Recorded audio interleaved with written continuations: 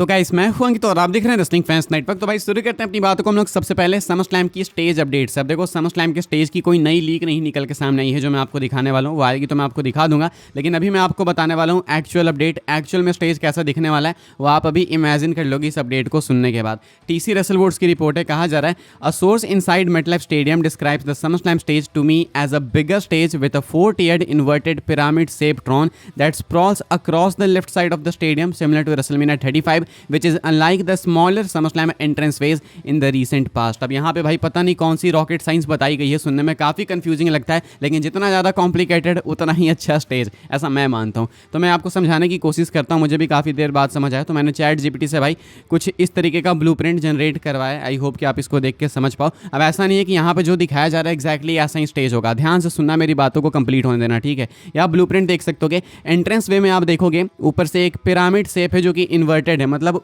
उल्टी तरफ नीचे की तरफ एक पिरामिड जा रहा है। एंड अभी तुमने देखी है जो कंस्ट्रक्शन पिक्स जो मैंने आपको अभी तक दिखाई है उसमें हमने देखा कि भाई स्क्रीन्स जो है वो लंबी लंबी सी हैं। तो मुझे ऐसा लगता है एंड इस रिपोर्ट के अकॉर्डिंग वो कुछ ऐसा होने वाला है कि ऊपर में सबसे लंबी स्क्रीन लगेगी, उसके नीचे हल्की सी उससे छोटी, उसके नीचे उससे हल्की छोटी एंड उसके नीचे उससे छोटी, यानी कि 4 ट्रॉन्स यहाँ पे मेंशन किए जा रहे हैं। एंड वो जैसे बड़े से छोटा से छोटा से छोटा होगा तो वो ऑटोमेटिकली पिरामिड का शेप फॉर्म कर लेगा, तो इन्वर्टेड पिरामिड ऑटोमेटिकली बन जाएगा। ऐसा नहीं कि ये ऐसे बनाएंगे, प्रॉपर बना भी सकते हैं, I mean I don't know, लेकिन मुझे नहीं लगता कि जितना क्रेजी यहाँ पे चैट जीपीटी ने दिखाई इतना क्रेजी ये लोग बनाने वाले हैं। तो बेसिकली होगा क्या कि 4 ट्रॉन्स हैं अपने पास, सबसे जो लंबी वाली लेंथ के मामले में बात कर रहा हूँ, जो सबसे लंबी ट्रॉन है वो सबसे ऊपर होगी, उससे छोटी वाली उसके नीचे, उससे छोटी वाली उसके नीचे, उससे छोटी वाली उसके नीचे। तो एंड में जाके ना वो एक उल्टा ट्रायंगल बनने लगेगा, उल्टा पिरामिड सा बनने लगेगा। एंड ये है भाई इस साल का इनका SummerSlam stage concept.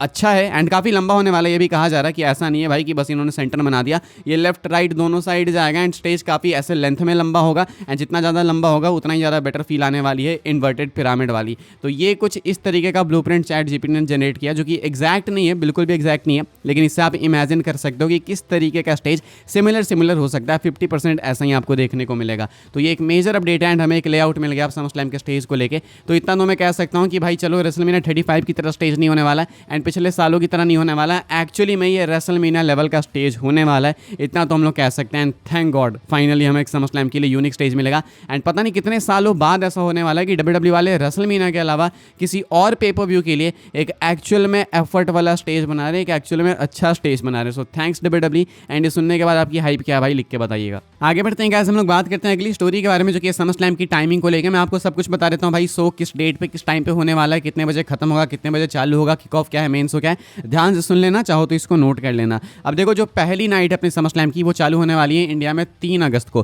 Kick off show आपको देखना है भाई तो 12:30 में ही आपको उठ जाना है। 12:30 मिडनाइट की मैं बात कर रहा हूँ, दोपहर की नहीं, 12:30 से लेकर 3:30 3 घंटे का किक ऑफ शो होगा। उसके बाद 3:30 से अपना मेन शो चालू होगा। मैं यहाँ पर किक ऑफ की बात नहीं कर रहा हूँ, 3:30 से 3:30 AM से मेन शो है जो कि चलने वाला है सुबह 8:30 तक, बिकॉज 8:30 के लिए इन्होंने अपना पोस्ट शो यूट्यूब पे शेड्यूल किया है, यानी कि 5 घंटे का एक नाइट होने वाला है अपना मेन शो की बात करें तो। एंड अगर प्री शो यानी कि किक ऑफ को काउंट करें तो टोटल 8 घंटे का शो होने वाला है, एक सिंगल नाइट 8 घंटे की इनकी होने वाली है। नाइट 2 अपना इंडिया में आपको 4 अगस्त को देखने को मिलेगा, वही सेम आपको किक ऑफ सुबह 12:30 में चालू होते हुए दिखेगा, 3:30 तक चलेगा। एंड 3:30 से लेकर 8:30 तक आपको सेकंड नाइट रन होते हुए देखने को मिलेगी। एंड देन उसके बाद 8:30 के बाद पोस्ट शो कॉन्फ्रेंस अपना जो होता है वो होगा, यानी कि night 1 night 2 combined main shows की बात करें तो 10 घंटे का शो होने वाला है। किक ऑफ शो को भी काउंट करें तो 16 घंटे का टोटल शो होने वाला है। तो डब्ल्यूडब्ल्यू वाले इस साल के समरस्लैम के साथ वाइल्ड जाने वाले हैं एंड इंडिया में आपको सुबह 3:30 में उठ के मेन शो देखना होगा। दोनों ही नाइट्स क्रेजी होने वाली है, अच्छे मैचेस अनाउंस किए गए हैं, रेसलिंग के मामले में भी, स्टोरी के मामले में भी,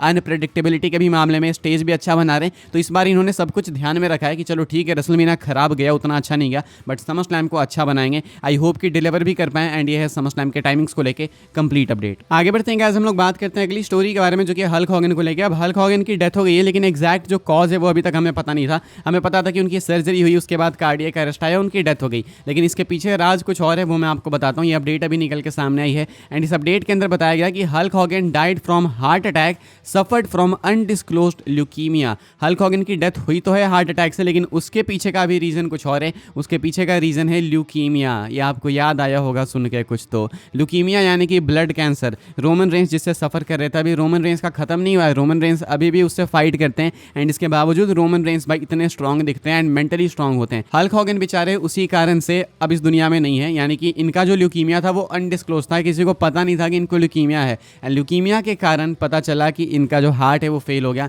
एंड इनको हार्ट अटैक आया एंड उसके बाद हल्क होगन की डेथ हो गई। तो काफ़ी अनफॉर्चुनेट है। एंड ल्यूकीमिया कितना सीरियस हो सकता है ये सुन के आपको समझ आ गया होगा। कुछ लोग जब रोमन रेंस गए थे ल्यूकीमिया के बाद तो कह रहे थे कि ये तो स्टोरी है, रोमन की ल्यूकीमिया फेक है। इनफैक्ट आज तक कहते हैं कि है डब्ल्यूडब्ल्यू स्क्रिप्टेड है, सब कुछ फेक था, रोमन को सिंपैथी दिलाने के लिए ऐसा किया गया था। ऐसा नहीं है भाई, ल्यूकीमिया एक बहुत ही सीरियस चीज़ है एंड डब्ल्यूडब्ल्यू इन चीज़ों को स्टोरी का पार्ट नहीं बनाती है। आगे बढ़ते हैं गाइस, हम लोग बात करते हैं अगली स्टोरी के बारे में जो कि डब्ल्यूडब्ल्यू अनरियल को लेके। डब्ल्यूडब्ल्यू अनरियल के पीछे का एक और अलग मोटिव था जो कि छुपाया गया है आपसे। वो अलग मोटिव क्या था वो मैं आपको बता देता हूँ। रिपोर्ट के अंदर बताया गया है the purpose of WW unreal was reportedly to represent triple H to present triple H as डब्ल्यूडब्ल्यूज वर्जन ऑफ डायना व्हाइट।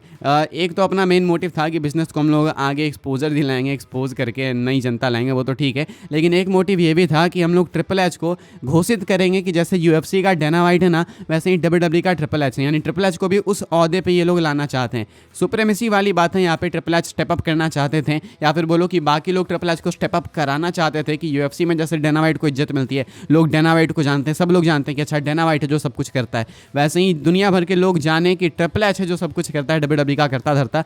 इसलिए ये सीरीज़, ये डॉक्यूमेंट्री बनाई गई है, which I think is not wrong. अच्छी बात है, लोगों को पता रहे कि अच्छा ट्रिपल एच ऑपरेट करता है तो ऐसे ऐसे सिस्टम काम करता है, कोई दिक्कत वाली बात नहीं है। लेकिन इसमें मुझे मालूम है कि अब कैसे कैसे कमेंट्स आएंगे, क्वेश्चंस उठेंगे कि विंस ने कभी ऐसा नहीं चाहा, ये पॉपुलैरिटी वाली बात है, ये वो, तो वो सारी चीज़ है, वो अपनी दूसरी साइड ऑफ स्टोरी है। लेकिन फिलहाल के लिए ऑन दी अदर नोट जो मेन रीज़न है वो एक ये भी था कि ट्रिपल एच को इनको सामने लाना था, हाईलाइट में लाना था कि जैसे डायना व्हाइट है यूएफसी का, वैसे ही ट्रिपल एच है डब्ल्यूडब्ल्यू का। आगे बढ़ते हैं गाइस, हम लोग बात करते हैं कोडी रोड्स के बारे में। एंड ये भाई अपनी आखिरी स्टोरी अपडेट्स, देखो मेरे पास वैसे बहुत है लेकिन मैं कल के लिए भी बचाना चाहता हूं क्योंकि अभी रात में कवर करेंगे तो वीडियो बहुत ज़्यादा लंबी हो जाएगी एंड अभी ऐसी कोई ब्रेकिंग न्यूज़ भी नहीं है कि अभी की नीड हो। कोडी रोड्स को लेकर क्या अपडेट है, कोडी रोड्स भाई बताते हैं कि आखिर इन्होंने AEW लीव क्यों की। कोडी रोड्स अपनी बातें कहते हैं, शेयर करते हैं एंड बताते हैं कि इनको AEW में डिसरिस्पेक्ट फील हो रही थी। जिस कंपनी को इन्होंने अपने फ्रेंड्स के साथ में मिलकर बनाया उसी कंपनी में इनको डिसरिस्पेक्ट फील हो रही थी, इनको इज्जत नहीं मिल रही थी, तो इन्होंने डिसीजन लिया कि अब यहाँ पर मेरा समय हो चुका है पूरा, अब यहाँ से निकलने का वक्त आ चुका है। एंड ये एक डिसीजन कोडी रोड्स की ज़िंदगी को बदल देता है। कोडी रोड्स रेसलमेनिया 38 में आते हैं एंड उसके बाद डब्ल्यूडब्ल्यू के अंदर नाम कमाते हैं, डब्ल्यूडब्ल्यू के टॉप बेबी फेस बनते हैं आज के डेट के एंड कोडी रोड्स बनते हैं अनडिस्प्यूटेड चैंपियन। तो ये है कोडी रोड्स के डब्ल्यूडब्ल्यू के अंदर आने की कहानी, वापस आने की कहानी। कोडी रोड्स को AEW में डिसरिस्पेक्ट फील हो रही थी एंड मिल भी रही थी भाई उनको डिसरिस्पेक्ट, वहाँ पे वो वर्ल्ड चैंपियन भी नहीं बन सकते थे, तो अब डब्ल्यूडब्ल्यू में आना था उनको, आए नाम बनाया, वापस से कोडी रोड्स का डब्ल्यूडब्ल्यू के अंदर रीबर्थ हुआ एक अच्छे तरीके से।